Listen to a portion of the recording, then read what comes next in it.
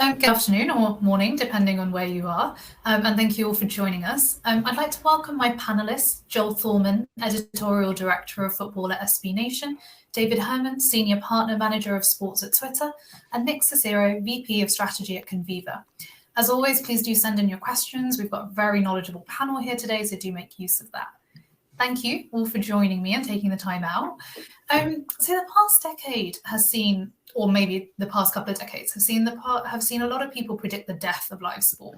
But in the US, sport events accounted for 95 of the top 100 most watched broadcasts in 2021. How do you think live sport is faring in the market? Joel, would you like to kick us off there? Sure. Thanks, Manal. I appreciate it. Yeah, I'm the, as you mentioned, I'm the director of football at SB Nation. We're under the Vox Media umbrella. So I'm tasked with all things football. That includes all 32 NFL teams and upwards of 80 college teams. And so obviously, live sports is very important to us. It's kind of the one thing across all of our communities that that unites us. It's the one time a week or multiple times a week that everybody kind of comes together. So I don't think the value of live sports is going away anytime soon. It's one of the things that you need to experience live. Like, I think it's in anyone's psyche that if something is live, if it's happening right now, it's more important than other content. Like I can watch Yellowstone or like my wife does the Great British Baking Show whenever we want. Those conversations are ongoing. But you can't, you can't watch a football game the next day and expect to be in the conversation because sports move quick and folks are already moving on. So yeah, there's clear value there. Just from an editorial standpoint, I think live sports are going to be like a cornerstone for any streaming service going forward. I think you already see those services prioritizing live sports like as it is, Amazon and the NFL, Disney Plus, and cricket. They draw huge audiences. Clearly, that's valuable. We understand that. But I think it has like a big downstream effect on any platform, whether it's at SB Nation and engaging with our community at a pretty intimate level during those games. Or it's like streaming services where they kind of have this like core offering that draws folks in. A lot of times that's sports. Then you can, expose them to your other products. Like it's, I think about, it's kind of true of like any business. I think of like the New York Times, their core offering is, the news, what's in the paper, but then they also, get you to check out their cooking page, crosswords, or now Wordle, if there's any Wordlers out there. So yeah, I think it's incredibly important across the board. I see it in my role, just in terms of the engagement we get during games from a business perspective.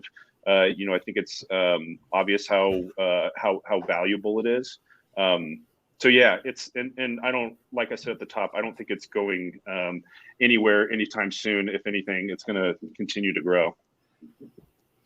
So during this time, we've obviously seen huge shifts in how consumers are, as a whole, and sports fans are watching content. In your opinion, what's the biggest single shift in sport consumption over the past 5 years? David, I'm going to start with you on that one. Sure, and thanks for having me, Manal and Joel and Nick. Great to be with you and see you guys. It's a great question. Just to pop to one quick thing from your first question that Joel was talking about. Twitter is all about real time. It's live. It's in the moment. We say Twitter is what's happening. We actually see more people come to Twitter from other platforms during live events than any other time during the day, week, year, whatever it is. So from our perspective, live events aren't going anywhere. They're only getting more engaging because of the different ways you can interact while those live events are happening. And I know we're going to talk about sports betting later and a few other things, but there's just more opportunities to stay engaged longer. And I think that's going to only impact live consumption in a positive way. But to your question specifically, Manal, I think in the last 5 years, we've seen sort of I don't know if I like this word, but we'll use it anyway, like a rebirth of sort of the traditional live sports broadcast for a little bit, right? So for example, 5-6 years ago, Twitter was broadcasting Thursday Night Football games. We have all sorts of platforms experimenting with different things. I think we're actually back in a little bit more of a semi-traditional lane of, are big broadcasters and networks and streaming services broadcasting full games, you're just able to access them from so many different areas. Now, that doesn't mean there aren't new areas for consumption through those platforms and through those experiences.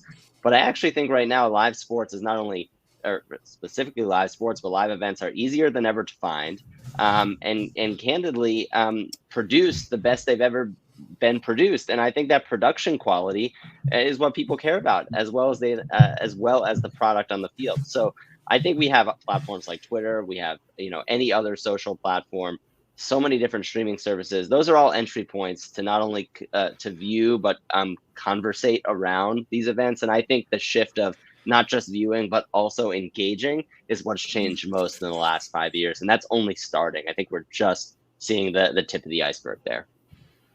Yeah. Nick and Joel, would you guys agree with that?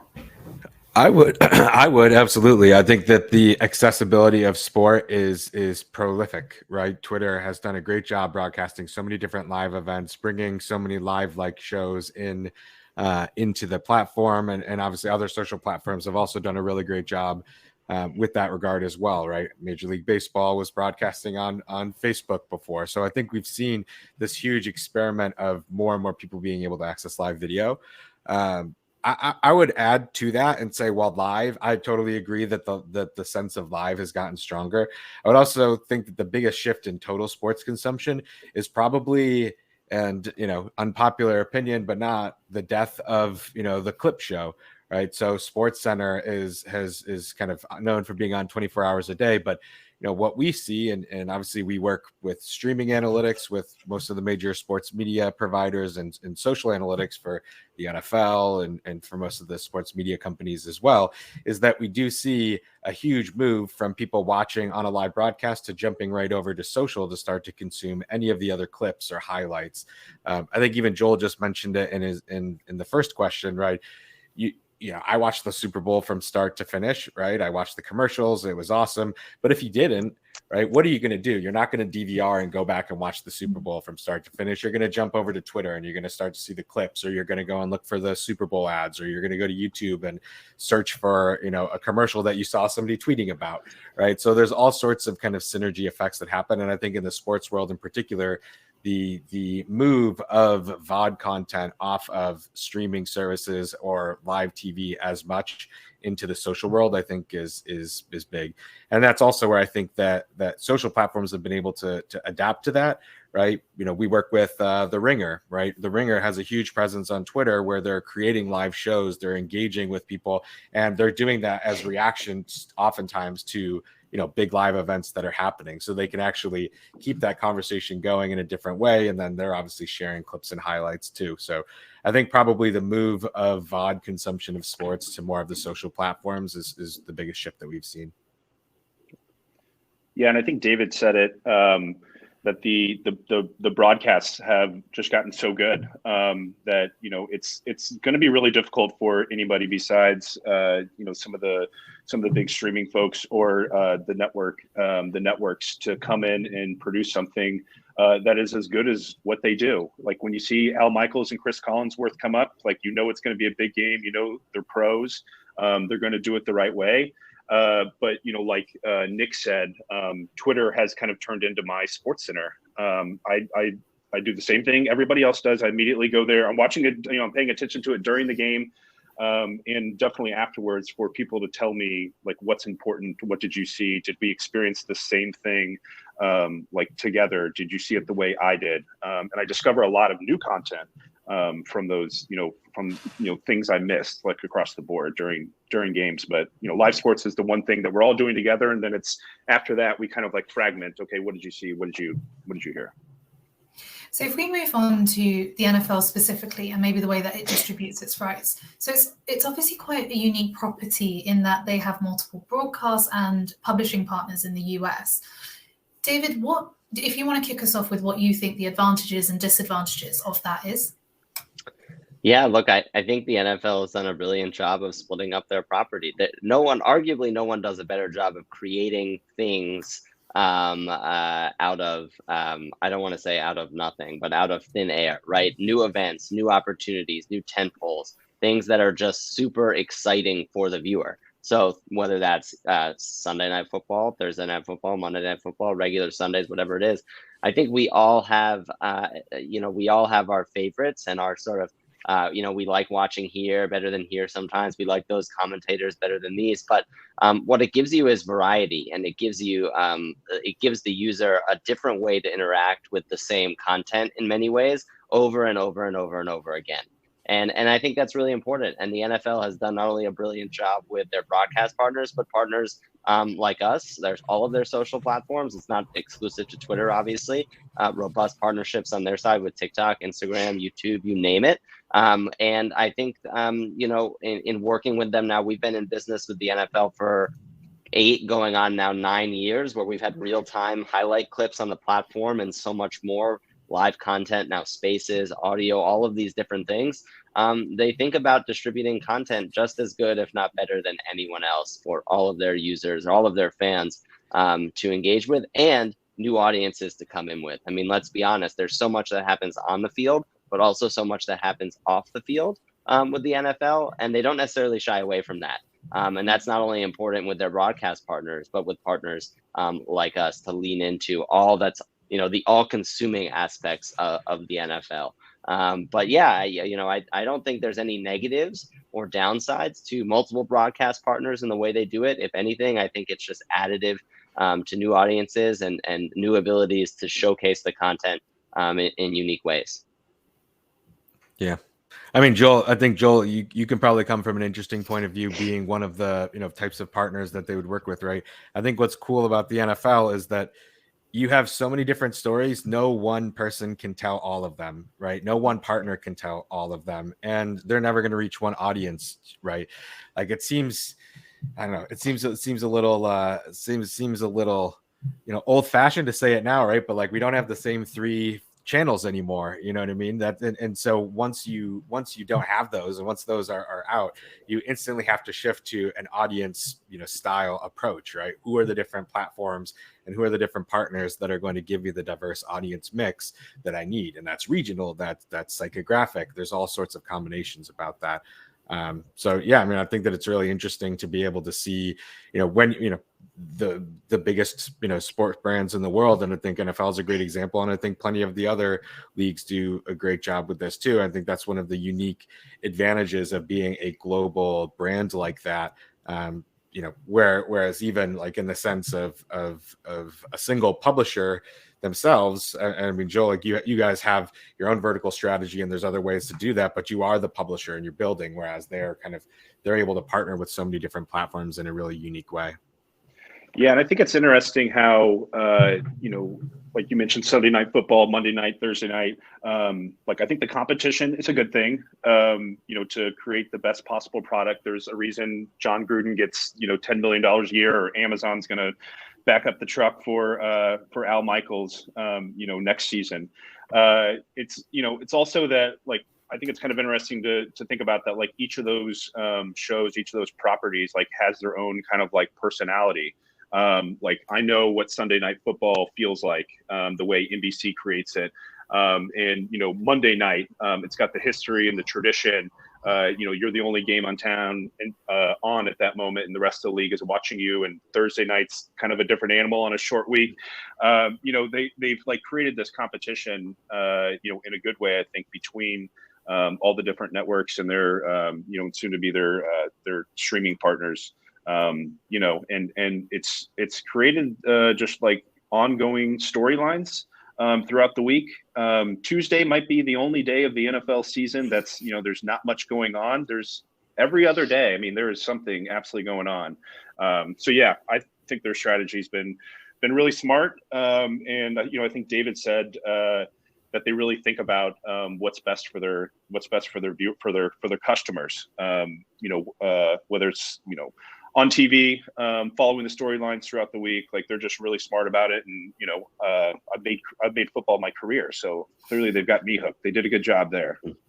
Yeah, I think it just to add on to that at the end, like it goes to the old term of like you got to reach your customer where they are, right? And the NFL finds where everyone is, whether that's a red zone type of customer, someone who wants to watch all of the games at once, traditional broadcast, social, digital, whatever it may be. Let's also not forget about each of, and Joel, you mentioned this up at the front, of working across all 32 clubs and the individual fan bases as well and markets. Let's not forget about all the work the NFL and the clubs have put into developing content at the local level as well, in the regional market level, right? With every club now having fantastic app services, YouTube channels, this, that, whatever it may be. There's also a whole nother world of this content distribution that lives in for each of the 32 fan bases specifically, not just the national audience. And that's not, I think it's always something to remember, because it's a massive part of the operation, an important part of the operation for developing fans and fostering community, which, as we all know, leads to more conversation and consumption. So, I think that has really, if we talk about what's happened in the last 5 years, if you look at where clubs were 5 years ago from a content perspective and where they are now, you're not even in the same planet. And I think that's a huge shout out to the NFL, the league office, and the club's team on the marketing and sort of operation and team both side, but also the clubs themselves and the owners for investing in content, seeing the importance of it, just like everyone else is investing in content. That actually bridges quite. Oh, sorry. Did you want to say anything else? No, go ahead. I was going to say that actually bridges us quite nicely onto the next part of what I wanted to kind of speak about, which is around the content that they're creating. But within their broadcast structure itself, they've been quite innovative with how they target the younger audiences away from social media as well as on it. So in 2021, they broadcast their first ever game on Nickelodeon, and they worked really, really hard to make sure that the match was child friendly and it was engaging. How did this go down with audiences? I mean, I think it's been a hit, to be honest. I think that you've seen a huge success in it, and it makes you wonder why I didn't get involved sooner. Now, I don't know about everybody on the call. I'm definitely going to date myself here, but Sports Illustrated for Kids, how about that? Anybody? Sports Illustrated for Kids readers? I mean, when I was growing up, I definitely remember reading and kind of seeing the collision, and that's where I had a lot of exposure as, kind of a young person. And other than that, I'd go and watch ESPN, right? Like most normal kids out there, right? And I think that this kind of convergence of being able to have, media partners that are also looking to build families of brands that can tap into the different types of brands and catering that they offer is huge, right? I think, I don't necessarily know who came up with the idea, NFL, Viacom, Nickelodeon, somewhere in some combination in between, but it's brilliant, right? You have, from the broadcaster side, right? Everybody is trying to use live sports as a cornerstone of their identity, right? We just finished that, right? NBC just came through and broadcast the Super Bowl and the Olympics back to back in the stretch of just a couple of weeks and did a great job at it, right? You had Paramount this year building and really building a service off of the backs of interesting NFL games, shows like Yellowstone, obviously helping, being able to go and take that into market, sports rights that they're acquiring. So every one of the major kind of broadcasting groups is aligning themselves with this kind of family of brand style, especially the major broadcaster side. And it's only smart business to provide synergy across all of those places, right? Being able to cross promote with one audience versus another, it's huge, right? There's so many families out there that might not otherwise have the TV turned on to an NFL game because they have kids in the room. Or maybe there's new dads that are getting involved with their daughters who are exposing them to NFL because it's got much more of a approachable feel to it. So it's really smart on both sides. It's smart for the NFL because they know that consumers are always getting younger, and it's really important to build connections with them in their formative years. And they're doing that on platforms like TikTok and Snapchat, connecting with them in different environments or using things like AR and VR. But it's also important that your broadcast partners can connect with that. And then as the broadcaster, it's just really smart for me because I'm building really brand synergy across all the different areas that I have. Yeah, it's interesting to me, like how much the brand like changes depending on like what platform it is. If I'm reading about the NFL in the New York Times, I might be reading about concussions and how this is a really, really violent game. And then on Nickelodeon, like, I'm sitting there with my kids watching it. And this is, kind of like a family affair. Who doesn't want to see somebody get slimed, especially if it's a Dallas Cowboy? So that really opened up, the Nickelodeon one really opened up my eyes to like the different options that are out there. And we've said it, a number of times, the NFL is just amazing at what they do. So I know they're going to have another, crossover like this, like a Nickelodeon style type of thing. I'm frankly excited to see it. But the way that they can kind of like shift and maneuver their brand to different audiences is amazing. And I think it's just worth calling out, regardless of, I personally loved it, grew up with Nickelodeon. It's great. Who doesn't love, Joel, your point, who doesn't love seeing someone get slimed and all the classic things, but just trying something new and different. I mean, how many other properties right now are taking, it's not even risk, because I don't see it as risk. It's just taking the opportunity to test and try something so different and so new. I don't think we see many properties doing that. Even the ones we traditionally look at as very forward-thinking, progressive in the digital sort of social viewership space. I think it's just a pretty impressive test all around, and I think obviously hugely successful. On Twitter, we have the NFL audience is about 50% under the age of 35 on Twitter, those who are actively talking about the NFL. That's good, but it's not as good as reaching a Nickelodeon audience if you're talking about young audience development, right? And so, TikTok tailgate that the NFL did at Super Bowl, all sorts of things. But I just think, mad credit to them and the Viacom CBS team on the Nickelodeon side for putting something together and trying something different, because I just feel like we don't see that all that often anymore in sort of fun, unique ways. We see different distribution points, but not sort of partnerships in that fashion. That's a great point. You think of just small point, like you just think of baseball has been debating the DH since I've been alive, since I was born, and I think they're finally getting to a place where it like may change. And the NFL's like experimentation even goes to their rules. Like, I know the date on the calendar when there's going to be a rules meeting, and we're going to talk about changing the rules. So I think it's like in their culture overall. So do you think that risk-taking, or even the ability to understand what consumers want and distribute that across different platforms, i.e. you can watch NFL Game Pass, which is obviously ad-free, you've got Replay, which shows condensed versions, in a market or in a world where allegedly consumers have shorter and shorter attention spans, do you think the NFL are particularly good at making sure they have content which reaches everybody, doesn't matter what their attention span is? Yeah. Go ahead, Joe.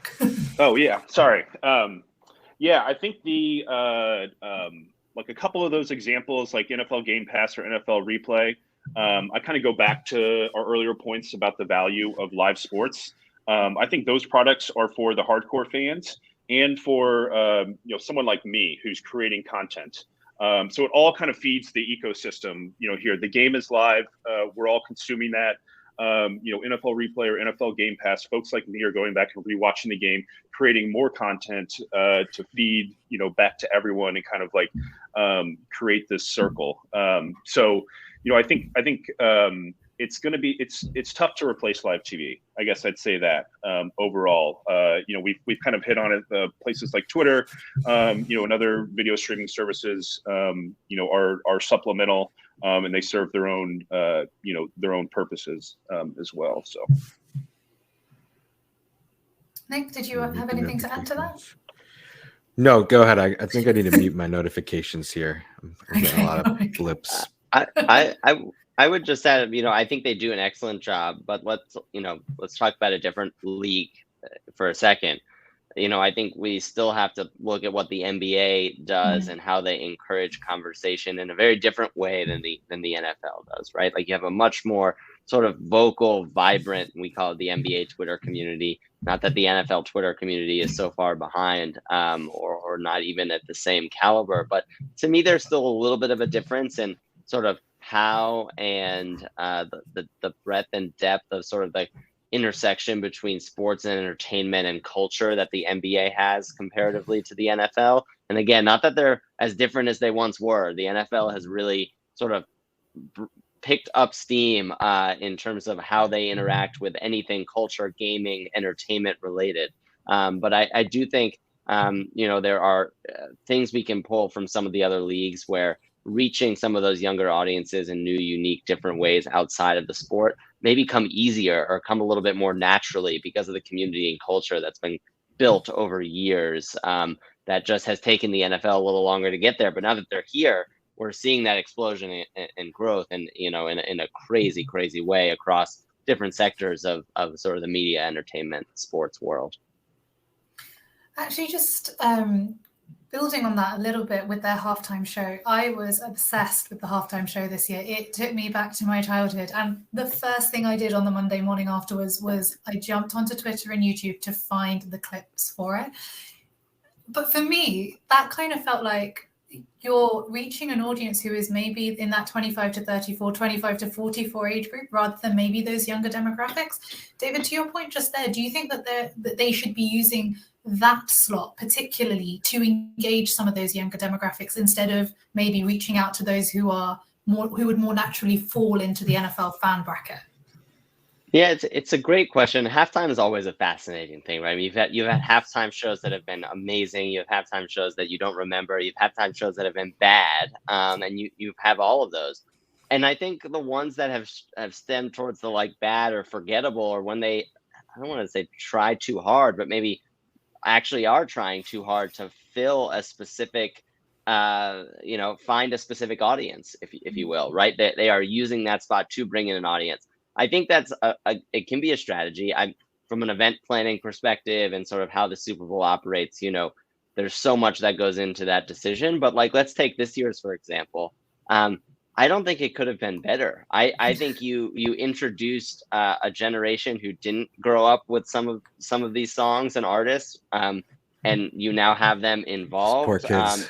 Yeah, right. Exactly. A whole new world opened up. But I think it did a fantastic job of sort of bringing sort of the classics into what is a huge scene that is the LA music entertainment capital of the world, right? So it's a great question, Manal, and I think one you could argue for both sides of that, because maybe they should be using that slot, but I'll also argue maybe the fans that you mentioned there, really young fans are trying to reach, aren't even watching the full game to begin with, and really only consuming the halftime show on YouTube after to begin with. So at what point, where does the sort of balance hit there? I don't know the answer. But it's a great question. Yeah, I'll drop a link here in the chat right now to the Conviva Super Bowl report. But obviously Conviva is integrated in all of the main streaming applications for NBC and most of the other organizations kind of broadcasting the Super Bowl, and then all the Twitter data as well. The halftime show was the peak. There's a peak viewership in the game. It was close to 15% higher than the peak during the actual game itself, right? So I think it's really the job of a Super Bowl to draw people in who might not be a true fan of the game. I think that's what the halftime show is really about in a lot of ways. And so I think this year you have seen that. And I think that the types of people that were put on there, that's why it wasn't just like one, I remember some good halftime shows. I like the Prince halftime show. I don't know if anybody remember the Prince. I always remember that Prince halftime show. But this year it was so many big names that they pulled in. And, obviously that's in the world of fast-paced kind of clapbacks and Twitter fingers today.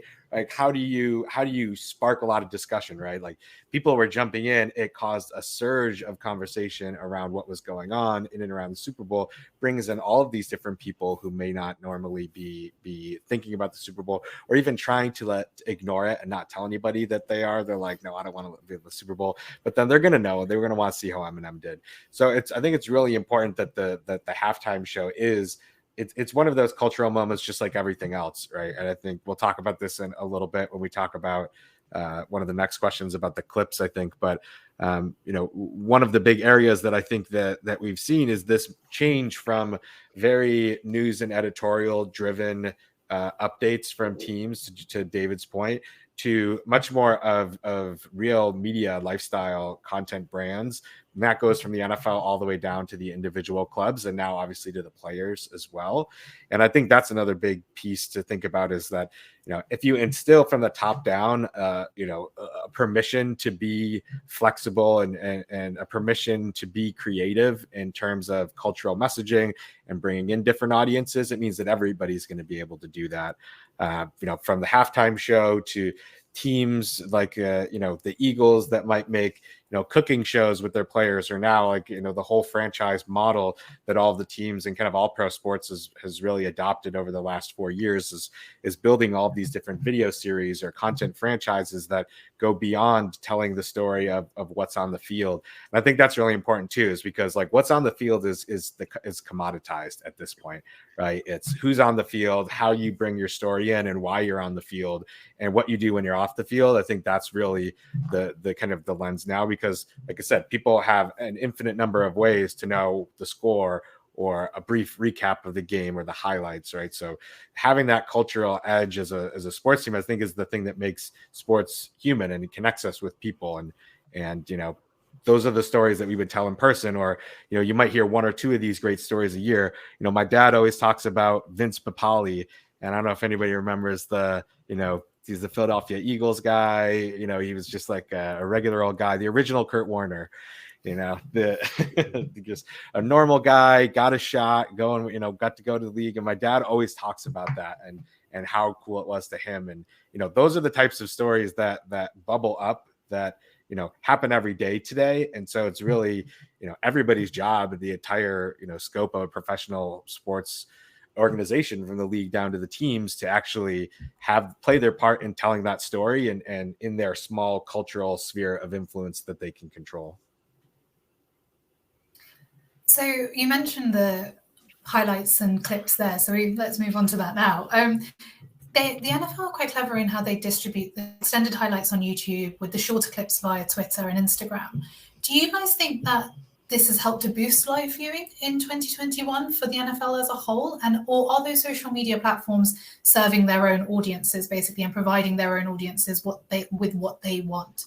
I imagine, David, you're probably the best person to start off with that, and then Joel and Nick, I'll come to you guys after. Yeah, I mean, look, we feel that real-time highlights are an incredibly powerful mechanism for a few different things. One, it's sparking conversation. Your favorite player scores a touchdown. That highlight clip is on Twitter within 60 seconds. It doesn't get much better than that in terms of conversing and reacting, right? We talked about this earlier, but Joel mentioned it's just like you're sitting around talking with friends when something happens on Twitter. That's what we think of Twitter is. It's the global sports bar. And so when you see that highlight, you react to it. But, if we're talking about sort of big differences from 5 years ago today, let's talk about 5 years ago, how you probably wouldn't have seen Twitter and all of the broadcast networks working together very closely on Twitter and highlight clips and short form live content and all of these things as feeders into the broadcast, not enemy of the broadcast. And so we very, very much believe that all short form content on our platform can be used to drive more users to the audience on TV or wherever they're watching streaming service, and keep them there longer because they're engaged. They're having fun at the same time while they're watching. And so we very much see that correlation. We do a lot of research and studies around that with our partners to understand, okay, what the content, how are we putting content on the platform, and what is it resulting in? To bring a non-NFL example into the fold real quick, with Fox Sports this past year, we streamed the first, in conjunction with MLB, we streamed the first 5 minutes or the first half inning of each World Series, all playoff games, but including the World Series games on Twitter. And then had like a very aggressive slate throughout that. And at the end of, go watch this on Fox right now, like it's happening, right? And so we look to those tests and doing research around this exact dynamic, because we know it can drive impact and drive viewership to the audience. So we don't see it as segmenting anything. We see it as very additive to the experience, and real-time highlights are the perfect example, not only for users to get involved with, but specifically on our side for advertisers to get involved with also, and align in that real-time way, which, is very different in many ways than just a regular TV spot during the game itself. So hope that answers. Yeah, Joel, Nick, any other comments on that? Yeah, it's kind of like two different things for me. We'll use NFL as an example because we have this whole time. Everyone's got their team. And so I'm going to watch, for me, the Kansas City Chiefs Bengals game was tough a few weeks ago. I'm going to watch that game no matter what. So, these sorts of like short form clips are supplemental to me. They're, I'm watching the game either way. This is like enhancing my experience. One thing I think the NFL is great at is, even though NFL fans are tribal, they get you to care about every other team on some level. So if I'm, following around the rest of the league on Twitter, and there's, I get a tweet that the game is close, another game is close, like I'm going to Red Zone, or I'm flipping to see, if I have that game, I'm going to my Sunday ticket to go look at that game. So I think those clips, I think David said it probably a little bit better, but they do like a number of different things. For me, it's, enhancing, what I'm already watching, and then also like discovering, new content, basically, for me to go check out. Yeah. I would just add that we, this is kind of near and dear to my heart, because this is literally what Conviva does for partners. So we're the only analytics platform in the world that actually brings together all of your streaming video and all of your social data together to actually be able to see these correlations and connect all the dots. And I'm not going to bother sharing my screen because I didn't test it before the call, but we have a content discovery study that I'm going to send to David after, because I'm sure he'll love this. But, for us, we actually found this. We've done a lot of research and surveys, as well as having direct player level data. And people who actually consume more content on social actually watch more streaming content. It's actually directly related to one another. So you could see that people who are consuming more content on social are predisposed to actually going and watching more streaming video. And I think sports are going to become more of a cornerstone, and how we access sports is going to be through streaming platforms. So it's really important to be able to kind of tie that together. It also helps, to David's point, these are the places that people are spending the most time. So if you think about it, I'm not flipping through the TV with a channel guide anymore, or even flipping through your streaming app on a constant basis, right? Just because of the way that we live with devices right now. I don't walk into my house and, when I go to cook dinner, flip through the ESPN app as much as I might have flipped through the channel guide in the past, right? So I also will spend a lot of time on YouTube, spend a lot of time on Twitter, spend a lot of time on all of these platforms. And if that's where you're previewing and putting this, can actually help spark somebody to say, oh, I'm going to turn on the TV, or I'm going to go and navigate directly to that. So we have, we did this content discovery report that I'll throw a link in the chat here that everybody should download. But we found that people who actually consume more than 4 social platforms a week are far more predisposed to watching, and actually watch significantly more streaming video than those who don't use social media. So it's pretty powerful there. Yeah, love to see that report, Nick. It sounds fantastic. And I think, to me, I know we're probably going to get to this question, but like it's the same what we're seeing with sports gambling and sports betting. If you're betting on sports, you're more likely to watch on TV or stream significantly more than the general causal user, right? So we, the more we can make these connections of how do these different types of content impact, viewership. And look, the leagues and the networks know this as well. They're not going to shy away from reaching folks in this way, because they know all of what we're just talking about here, and that we've learned over the last few years. And we hope that it's only going to get better.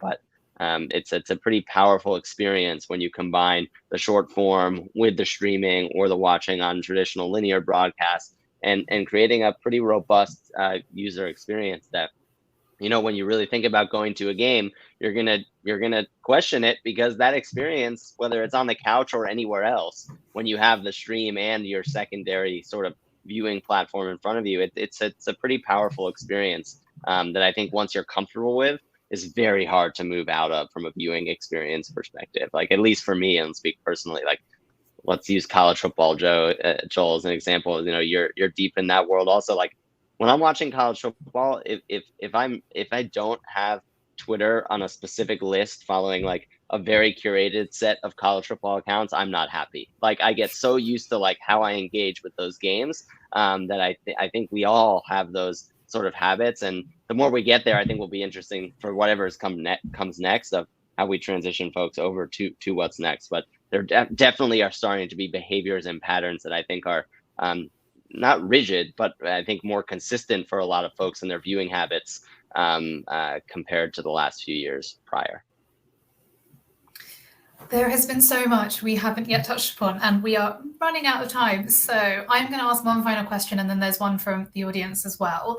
I kind of want to touch on the future of the NFL. The ratings grew by 10% in 2021, and the Super Bowl reached over 100 million across NBC and Telemundo, and then a further 6 million on Peacock. Do you think the competition is now seeing a bounce back to where we, like, as in from where we were a few seasons ago? Do you think we're bringing audiences back into it? Absolutely. We didn't have these streaming numbers several years ago, even just a few years ago. And so this is something new. So I think it's going to be a new record every single year for a number of years here. And then I think, a big one, David mentioned it earlier, sports betting, I think is going to juice those numbers even more, across the board, locally, nationally, all of that. And if you look at where we are on sports betting, we're still pretty early. They do it by state. Not every state has legalized sports gambling. So we have a long way to go, and that's going to open things up, I think, to a new market. Sports betting's always been around, of course. Why else do you have an injury report? But I think when you shine the light on it, there's a new group of people that'll feel comfortable with it. And so to me, that's like a huge untapped market that'll help juice those TV numbers and keep breaking records. Speaking of betting, I put a lot of money that they're going to set a new record in TV ratings next year.